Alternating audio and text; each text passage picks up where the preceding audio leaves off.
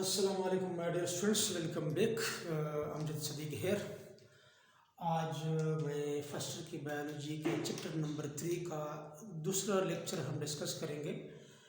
That is the enzyme structure. Enzyme का structure क्या होता है बेसिकली। अब एंजाइम जो होते हैं इसके बारे में पहले लेक्चर में हमने डिटेल से हमने पढ़ा था, उसके प्रॉपर्टीज़, उसकी कैरेक्टरिस्टिक्स के बारे में। Enzyme are protein in nature, क्योंकि ये अमीनो एसिड से बने हुए होते हैं। जिस तरह के आम अदर प्रोटीन जो होते हैं वो अमीनो एसिड से बने हुए होते हैं, तो एंजाइम भी अमीनो एसिड से बने हुए होते हैं क्योंकि ये प्रोटीन है। एंजाइम आर कॉम्प्लेक्स स्ट्रक्चर, ये कॉम्प्लेक्स स्ट्रक्चर होते हैं, polynucleotide chain mini amino acid से बने हुए होते हैं। Reaction in small part of enzyme called active site. अब जो पूरा आपके पास एंजाइम है, फॉर एग्जांपल ये आपके पास एंजाइम है, ये जो आपके पास एंजाइम है, इस पूरे एंजाइम में रिएक्शन नहीं होता, पूरा का पूरा जो है इसका कैटालिटिक साइट नहीं है, और बल्कि इसमें एक हाफ पोर्शन होता है that is called active site. Active site भी कहा जाता है इसको, रिएक्शन साइट भी कहा जाता है इसको, कैटालिटिक साइट भी कहा जाता है। इसके अलावा अगर आप देखें एंजाइम जो होता है उसमें दो पोर्शन होते हैं, इसके एक्टिव साइट हैं, तो वो दो पोर्शन इसमें क्या होते हैं, इसमें एक होता है बाइंडिंग साइट, एक को हम कहते हैं बाइंडिंग साइट, और दूसरा इसमें होता है कैटालिटिक साइट। ये दो साइट जो होते हैं ये एक्टिव साइट के में मौजूद होते हैं। इधर सबस्ट्रेट बाइंड होता है और फिर सबस्ट्रेट एंजाइम की मदद से उसके प्रोडक्ट्स में कन्वर्ट होता है। अब ये तो एक्टिव साइट है, और जो रेस्ट ऑफ द प्रोटीन है वो क्या है, फ्रेमवर्क। ये जो इसका जो बल्की पार्ट है, बल्क जो इसको हम कहते हैं बल्क, ये मेन पार्ट जो है दिस कॉल्ड बल्क। मेन जो इसका ज़्यादा हिस्सा होता है, जो मेन हिस्सा होता है, ये दिस इज कॉल्ड फ्रेमवर्क, इसको कहा जाता है फ्रेमवर्क। अब amino acids around the active site attach to substrate molecule and hold it in position while the reaction takes place. अब ये जो एक्टिव साइट होता है एंजाइम का, बेसिकली ये क्या है, इसका ये एंजाइम है, ये इसका एक्टिव साइट है। इधर सबस्ट्रेट बाइंड होता है और फिर ये एंजाइम जो होता है इस सबस्ट्रेट को उसके प्रोडक्ट्स में क्या करते हैं, उसमें कन्वर्ट करते हैं। This makes enzyme specific for one reaction only as other molecule would not fit in the active site. तो यहाँ पर एक सबस्ट्रेट ही एक टाइम में इधर बाइंड होता है, जो कि एंजाइम इस सबस्ट्रेट को फिर प्रोडक्ट्स में क्या करते हैं, कन्वर्ट करते हैं। इसके अलावा कोई और सबस्ट्रेट जो होता है इसी वक्त इसमें फिट नहीं हो सकता। Usually the enzymes or the enzymatic protein consist of only one polypeptide chain, but sometimes there may be more than one polypeptide chain. और जो एंजाइम्स होते हैं, एंजाइमेटिक जो प्रोटीन होते हैं, ये एक पॉलीपेप्टाइड चेन से, फॉर एग्जांपल देखिए ये आपके पास अमीनो एसिड है, ये फॉर एग्जांपल दूसरा अमीनो एसिड है, ये तीसरा अमीनो एसिड है, ये चौथा अमीनो एसिड है। इस तरीके से ये अमीनो एसिड जो होते हैं ये पेप्टाइड बॉन्ड की मदद से जुड़े हुए होते हैं, ठीक है, और ये इस तरीके से एक हेलिकल लाइक स्ट्रक्चर बना लेते हैं। जिस तरह कि हमने चैप्टर नंबर 2 में हमने प्रोटीन के बारे में डिस्कस किया था कि प्रोटीन के 4 लेवल्स होते हैं, primary structure, secondary structure, tertiary structure और क्वाटरनरी स्ट्रक्चर। तो ये कुछ फिर बाद में इस तरीके से फोल्ड्स एंड रीफोल्ड्स अपॉन इटसेल्फ हो जाते हैं, और इस तरीके से ये फिर क्या बनाते हैं, प्रोटीन बनाते हैं। इसको फिर हम कहते हैं प्रोटीन। और ये कुछ टर्सरी और क्वाटरनरी स्ट्रक्चर अडॉप्ट कर जाते हैं, और हम कहते हैं कि एंजाइम जो होते हैं they are globular in shape, ये गोल होते हैं क्योंकि ये पेप्टाइड्स, पॉलीपेप्टाइड्स या मोर देन पॉलीपेप्टाइड आपस में कनेक्ट टुगेदर होते हैं और एक राउंडेड स्ट्रक्चर बना लेते हैं। तो ये बेसिकली जो होते हैं एक या एक से ज़्यादा पॉलीपेप्टाइड चेन से बने हुए होते हैं। There may be one or more active active site and a single enzyme molecule. ज़रूरी नहीं है कि एक एंजाइम पर एक ही एक्टिव साइट हो, बल्कि इससे ज़्यादा एक्टिव साइट भी हो सकते हैं एंजाइम पर। ये एमसीक्यूज पॉइंट ऑफ व्यू से इंपॉर्टेंट है।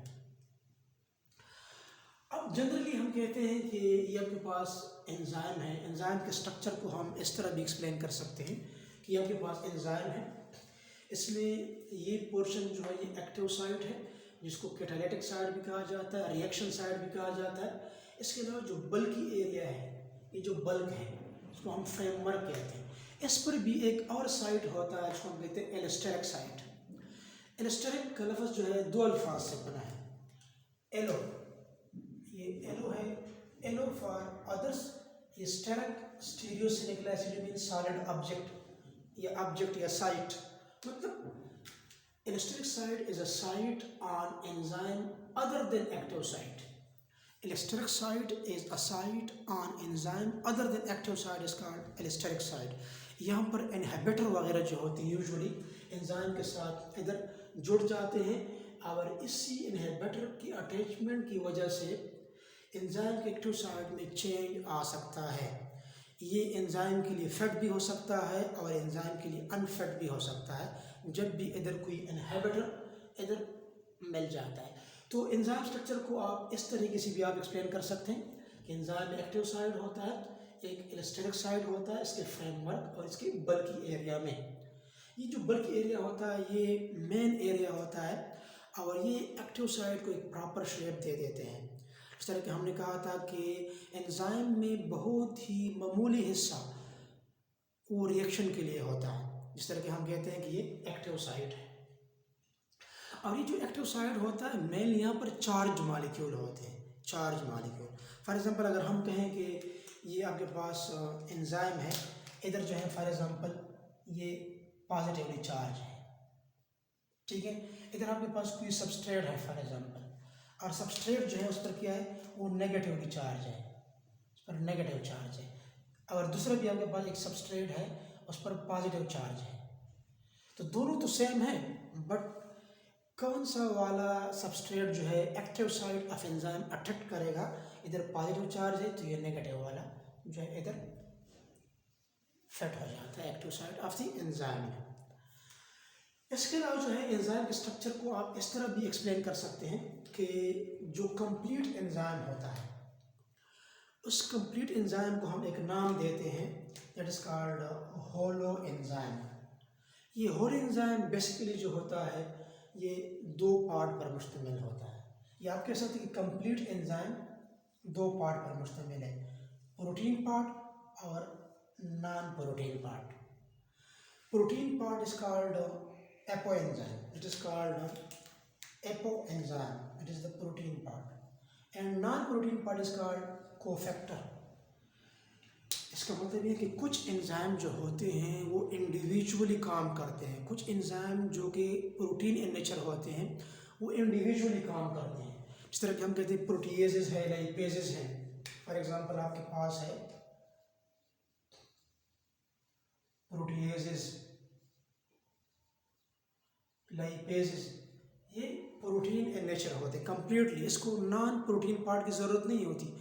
बट बहुत सारे एंजाइम इस तरह होते हैं जिसको काम करने के लिए कोफैक्टर का होना ज़रूरी है। उसके लिए कोफैक्टर बेसिकली अगर आप देखें कोफैक्टर, को मीन दोस्त, फ्रेंड, कोऑपरेशन, जो कोऑपरेट कर रहा हो, एक ऐसा फैक्टर जो एंजाइम को उसके फंक्शनिंग में हेल्प करता है इज कॉल्ड कोफैक्टर। कोफैक्टर पर एक अलग लेक्चर हम डिलीवर करेंगे। We can define cofactor as it is an atom or group of atom and molecules which bind with the active site of enzyme and help enzyme in its functioning is called cofactor।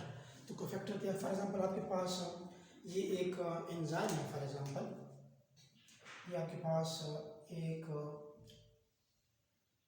Enzyme है, ठीक है।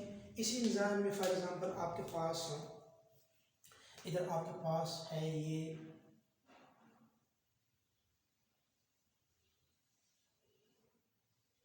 ये आपके पास है substrate molecule, और अब substrate molecule ने इसी एंजाइम के एक्टिव साइट को कंप्लीटली फिलअप नहीं किया है, तो यहाँ पर कोफैक्टर, ये फॉर एग्जांपल कोफैक्टर है,